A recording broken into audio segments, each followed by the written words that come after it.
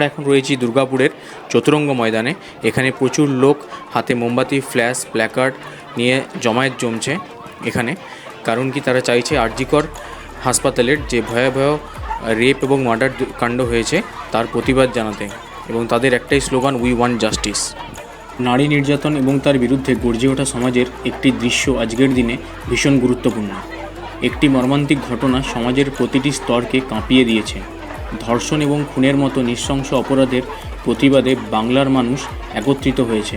পুরুষতন্ত্রের প্রতাপের বিরুদ্ধে মহিলারা তাদের অধিকার রক্ষার জন্য পথে নেমে এসেছে একটি অরাজনৈতিক জমায়েতের আয়োজন করে, যা সত্যি ঐতিহাসিক।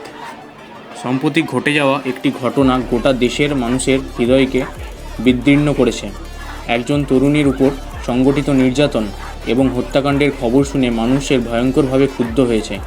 গোটা দেশ দোষীদের কঠিন ও কঠোর শাস্তির দাবি উঠিয়েছে।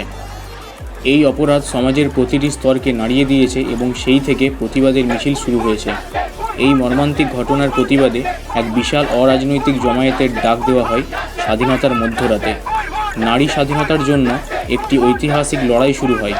কারো হাতে মশাল, কারো হাতে প্ল্যাকার্ড, কেউ শাঁখ বাজাচ্ছেন, কেউ মোবাইলের ফ্ল্যাশ জ্বালিয়েছেন। এই জমায়েতের মূল উদ্দেশ্য ছিল একটাই, দোষীদের উপযুক্ত শাস্তির দাবি এবং নারীদের নিরাপত্তার নিশ্চয়তা। এই প্রতিবাদ ছিল বাংলার ইতিহাসে একটি মাইলফলক। Jadavpur, new town, college street থেকে শুরু করে গোটা শহরে প্রতিবাদের মিছিল ছড়িয়ে পড়ে। শ্রাবণের রাতে, বর্ষার মধ্যেও প্রতিবাদীদের মনোবল ভাঙেনি। লক্ষ লক্ষ মানুষ, বিশেষ করে মহিলারা রাতের বেলা পথে নেমে প্রতিবাদে সামিল হয়। তাদের হাতে মশাল, প্ল্যাকার্ড এবং ব্যানার, চারিদিকে একটাই স্লোগান, উই ওয়ান্ট জাস্টিস। এই আন্দোলনের একটি বিশেষ দিক হলো মহিলাদের ব্যাপক অংশগ্রহণ। তারা নিজেদের অধিকার আদায়ের জন্য নিজেদের নিরাপত্তার দাবিতে রাতের বেলা রাস্তায় নেমে আসে। যাদবপুর একাডেমি এবং কলেজ স্ট্রিটে এই জমায়েত আয়োজন করা হলেও এর প্রভাব পড়ে বাংলার প্রতিটি জেলায়। এই আন্দোলনের একটি গুরুত্বপূর্ণ অংশ ছিল রাত দখল কর্মসূচি। এই কর্মসূচির মূল উদ্দেশ্য ছিল একটাই, নারী স্বাধীনতার জন্য লড়াই করা এবং দোষীদের কঠোর শাস্তির দাবি করা। শহরে বিভিন্ন স্থানে মহিলারা রাতের বেলা রাস্তায় নেমে আসে এবং উই ওয়ান্ট জাস্টিস স্লোগান প্রতিবাদে জানায়। এই প্রতিবাদের আওয়াজ গোটা দেশকে কাঁপিয়ে দিয়েছে। এই প্রতিবাদের প্রভাব ছিল বিশাল। শুধু কলকাতায় নয়, গোটা বাংলায় এই আন্দোলনের প্রতিধ্বনি শোনা যায়। একদিকে যখন রাজ্যের বিভিন্ন স্থানে স্বাধীনতা দিবসের অনুষ্ঠান চলছিল, অন্যদিকে প্রতিবাদীরা সেই অনুষ্ঠানের মঞ্চ দখল করে তাদের দাবি জানায়।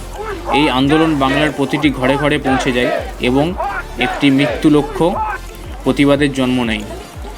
এই প্রতিবাদ শুধু একটি নির্দিষ্ট ঘটনার বিরুদ্ধে ছিল না, বরং এটি একটি প্রতীক হয়ে উঠেছে সমস্ত নারী নির্যাতনের বিরুদ্ধে। এটি সমাজের সামনে একটি নতুন আলো দেখিয়েছে, যা সমস্ত অন্ধকার মুছে দিতে সক্ষম।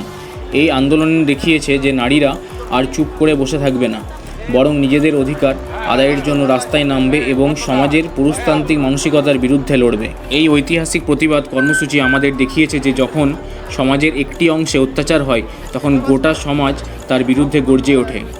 এই প্রতিবাদের লড়াই আমাদের আগামী দিনকে পরিবর্তন করতে পারে। আমরা আশা করি এই আন্দোলনের ফলে সমাজে একটি নতুন পরিবর্তন আসবে এবং নারীদের অধিকার ও নিরাপত্তা আরও সুসংহত হবে।